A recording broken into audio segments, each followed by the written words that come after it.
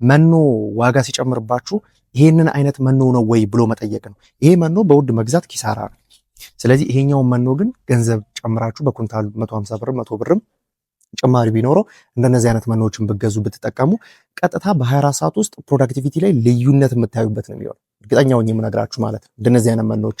ስለዚህ ቤታችሁ ውስጥ እስቲ ያለው መኖ ይሄን ያክል በ250 ግራም አድርጋችሁ ይሄን ያክል ይዘቅጣል ወይ? ሰላም ዛሬ ጥሩ መኖ እንዴት መለየት እንደምንችል አሳያችኋለሁ። ልክ እንደ በፊቱ ግን እንደዚህ እያደረጋችሁ እንደዚህ እያያችሁ ወይ እንደዚህ እያሸተታችሁ ምናምን መኖ አይለይም። በዋናነት በውስጡ ያለውን የኢነርጂ መጠን ዶሮቻችንን በተለይ እንቁላል እየጣሉ ያሉ ከሆኑ በጣም በከፍተኛ ሁኔታ ኢነርጂ ያስፈልጋቸዋልና ጠቅላላ በመኖ ውስጥ ያለውን ምን ያክል ኢነርጂ ሊኖረው ይገባል የሚለውን ለማወቅ ያክል እነዚህ ሁለቱም መኖዎች አወዳድሬ ያሳያችኋለሁ። ቼክ የምናደርግበት የመጀመሪያው መንገድ ደግሞ ይሄ ልክ እነዚህኞቹን አይነት ጠርሙሶች በመጠቀም ነው ማለት ነው። ስለዚህ እንደ ድሮ እንደዚህ እየፈለጋችሁ ምናምን እዚህ ላይ ጥሩ ነገር አለው ምን አለው አኩሪ አተር አለው በቆሎ አለው ላይምስቶን አለው ብለን አይደለም ወይም ደግሞ ዲፋትድ አለው ብለን አይደለም የምንለይበት በዚች በጠርሙስ ይሆናል ማለት ነው። ስለዚህ በዋናነት እንግዲህ ዶሮቻችን በተለይ እንቁላል መጣል ላይ ካሉ የፕሮቲን መጠናቸው በጣም ዝቅተኛ የሆነና የካርቦሃይድሬት አጠቃቀማቸው ወይም ደግሞ ኢነርጂ አጠቃቀማቸው ከፍ ይላል። ስለዚህ በዋናነት የእንቁላል ጣይ መኖ ውስጥ መኖር ያለበት ከፍተኛ የሆነ የኢነርጂ መጠን ነው። ያም ወይም ደግሞ እስከ 2800 ኪሎ ካሎሪ ድረስ ያስፈልጋቸዋል። ፒክ ፕሮዳክሽን ላይ ካሉ ምናልባት ከ16 እስከ 18% የክሩ ፕሮቲን ቢኖራቸው በፕሮቲን ረገድ ስንመለከተው። ስለዚህ በዋናነት በመኖ ውስጥ ያለውን ምን ያክል ኒውትረንት ደንስ ነው ወይም ደግሞ በግራም ውስጥ የሚኖሩት የኒውትረንት መጠኖች መብዛትና ማነስ በዚህ የጠርሙስ ውስጥ ብቻ እንመለከታለን ማለት ነው። ስለዚህ በዋናነት የምናደርገው ምንድነው ሁለቱንም እኩል መጠን መጀመሪያ መመዘን ነው። እንደምትመለከቱት ከዜሮ ነው የምንጀምረው። ስለዚህ 250 ግራም በቂያችን ቼክ ለማድረግ ብቻ 250 ግራም አናቱ ላይ ነው 250 ግራም እናደርጋለን። ይሄን ሩብ ኪሎ ማለት ነው። ይሄንን ምን እናደርጋለን ወደዚህ ጠርሙስ እንጨምራለን።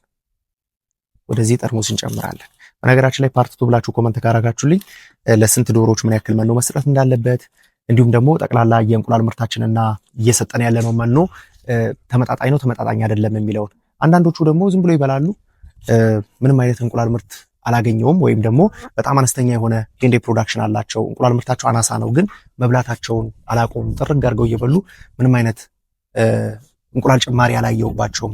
ቶሎ በበሽታ ይጠቃሉ መብላት አቆሙ። ይሄን ያክል ዶሮ አለኝ ምን ያክል መኖ ልስጣቸው ምን አይነት መኖስ ይመከራል ያሉበትን ችግር ተናግራችሁ በተለይ በዚህ ኮመንት ላይ መልስላችኋለሁ።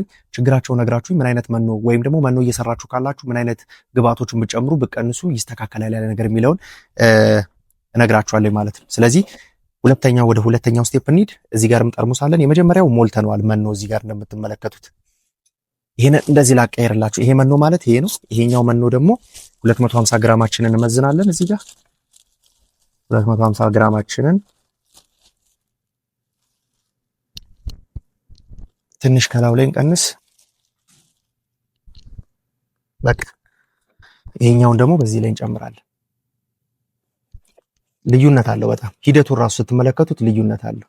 ተመልከቱ ያና ይሄ መኖ በጣም ሰፊ ልዩነት አላቸው። በነገራችን ላይ የፋይበር መጠኑ ነው ከፍተኛ፣ የጥራጥሬ መጠኑ ደግሞ ዝቅተኛ ነው ይሄኛው መኖ። ተመልከቱ ሂደቱን ተመልከቱ ሁለቱን። ይሄ ከቻለልኝ እዚህ ጋር ላስቀምጠው፣ አይቻልም። እሺ እዚህ ጋር እናስቀምጠው። ይሄንን መኖ ተመልከቱት፣ ይሄኛውን መኖ ተመልከቱት። ጥራት ደረጃቸውን ግልጽ አድርጎ የሚያሳያችሁ ማለት ነው። ይሄ ሙሉ በሙሉ ፋይበር በውስጡ አለ። አሰራማ ነው ወይም ደግሞ በተለይም ደግሞ ይሄ ክብደት የሌላቸው ጥራጥሬዎች እህልነት ባህሪ የሌላቸው እህልነት ሲኖራቸው ለምሳሌ የምናነጻጽረው የበቆሎ ገለባንና በቆሎ ስናነጻጽር የበቆሎ ገለባ እዚህ ውስጥ ሊኖር ይችላል በብዛት፣ በቆሎ ግን እዚህ ውስጥ ይኖራል። እህልነት ያለው ሊመዝን የሚችል ክብደት ያለው። ስለዚህ ከበቆሎ ገለባ ሳይሆን ከበቆሎ ነው ከፍተኛ የሆነ ኢነርጂ የሚገኝ። ያ ማለት እንግዲህ በዶሮ እርባታ ላይ መኖ የምትሰሩ ካላችሁ እንግዲህ በቆሎን የሚወዳደር የለም በኢነርጂ። ስለዚህ ተመልከቱት ኩልል ያለ ውሃ ነው እንዳለ ዘቅጧል። ከላይ የሚንሳፈፍ ነገር አታገኙ። ተመልከቱ ይሄው ግልጽ እንዲሆንላችሁ የሚንሳፈፍ ነገር አታገኙ። ይሄኛው መኖ ውስጥ ኒውትረንት ደንስ ነው። በትንሽ ግራም ውስጥ ከፍተኛ የሆነ የኃይል ጥርቅም ያለበት ወይም ደግሞ ከፍተኛ የሆነ ኒውትረንቶችን አዝሎ ወይም አቅፎ የሚይዝ ነው ይሄኛው መኖ ደግሞ ብዛት ነው ያለው። ተመልከቱ ውሃውን ውጦታል አብዛኛውን። መኖም ደግሞ ከዛኛው አንፃር ሁለቱም እኩል መጠን የመዘን ነው። ነገር ግን ይሄ ከፍታው እዚህ ድረስ ግማሽ ደርሷል። ይሄኛውን ግን ስትመለከቱት ሩብ ነው። ስለዚህ በመኖ ውስጥ ያለውን የካሎሪ መጠን ለመወሰን ወይም ደግሞ ምን ያክል ካሎሪ በውስጡ አለ ወይም ደግሞ ጥራጥሬ ምን ያክል ጥራጥሬ በውስጡ አለ፣ ጥራጥሬ መጠኑ እየበዛ በሄደ ቁጥር በካርቦሃይድሬት የመበልጸጉ ወይም ደግሞ ከፍተኛ መጠን ኃይል መያዙ እርግጠኛ ትሆናላችሁ ማለት ነው። ስለዚህ በዚህ መልኩ እንግዲህ መኖ ለመግዛት ስትሄዱ ጠርሙስ ይዛችሁ በውሃ ትሄዳላችሁ የሚለው ነገር አሳሳቢ ቢሆንም ነገር ግን ያን እንኳን ማድረግ ባትችሉ እርባታ ላይ ያላችሁ መኖ ግን ጥሩ ነው መጥፎ ነው የሚለውን ነገር ዶሮዎቻችን ተመግበውት ከሚያመጡት ውጤት በተጨማሪ በእንደዚህ አይነት መንገድ መለየት እንችላለን ማለት ነው። ስለዚህ እነዚህ ሁለቱም መኖች ዛሬ ያሳየዋችሁ ይሄ ኳሊቲ መመርመሪያ ብቻ ነው። በነገራችን ላይ አሁን ያለው ዶሮ አርቢ ምናልባት ሁለቱንም በተመሳሳይ ገንዘብ እንዲቀርብለት የሚፈልግ ዶሮ አርቢ ነው። ነገር ግን ሁለቱ ተመሳሳይ የሆነ ገንዘብ የላቸው። ይሄ በጣም ውድ ነው የሚሆነው፣ ይሄኛው በጣም ርካሽ ሊሆን ይችላል ከተመረተበትም አንጻር ማለት ነው። ስለዚህ መኖ ዋጋ ሲጨምርባችሁ ይሄንን አይነት መኖ ነው ወይ ብሎ መጠየቅ ነው። ይሄ መኖ በውድ መግዛት ኪሳራ ነው። ስለዚህ ይሄኛውን መኖ ግን ገንዘብ ጨምራችሁ በኩንታል 150 ብር 100 ብርም ጭማሪ ቢኖረው እንደነዚህ አይነት መኖዎችን ብትገዙ ብትጠቀሙ ቀጥታ በ24 ሰዓት ውስጥ ፕሮዳክቲቪቲ ላይ ልዩነት የምታዩበት ነው የሚሆነው። እርግጠኛው የምነግራችሁ ማለት ነው እንደነዚህ አይነት መኖዎች። ስለዚህ ቤታችሁ ውስጥ ያለው መኖ ይሄን ያክል በ250 ግራም አድርጋችሁ ይሄን ያክል ይዘቅጣል ወይ የሚለውን ግፋቢል ይሄ ምናልባት 10 ሳንቲ ከፍታ ቢኖረው ነው። ስለዚህ ምናልባት ተመሳሳይ አይነት ጠርሙስ ቢኖራችሁ ውስጥ የእርባታችሁ ላይ ያለውን ቼክ አድርጉና ምን ያክል በኳሊቲ የበለጸገ ነው ወይም ደግሞ በኢነርጂ የበለጸገ ነው የሚለውን ማወቅ ይቻላል ማለት ነው። ዶሮቻችን ከኛ በጣም የሚፈልጉ ካርቦሃይድሬት ስለሆነ ነው ይሄ የሰራውላችሁ።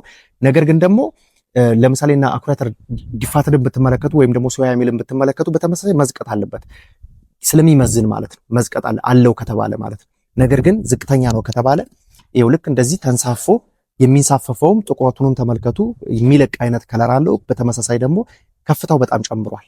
ውሃ ሲያገኝ የሚፋፋ አይነት ነገር ነው ማለት ነው። ስለዚህ እህል ሲኖረው ደግሞ ልዩነቱ በግልጽ የሚታይ ነው። ስለዚህ ጥሩ መጥፎ መኖ ጥሩ መኖ፣ መጥፎ መኖ ጥሩ መኖ ይሆናል ማለት ነው።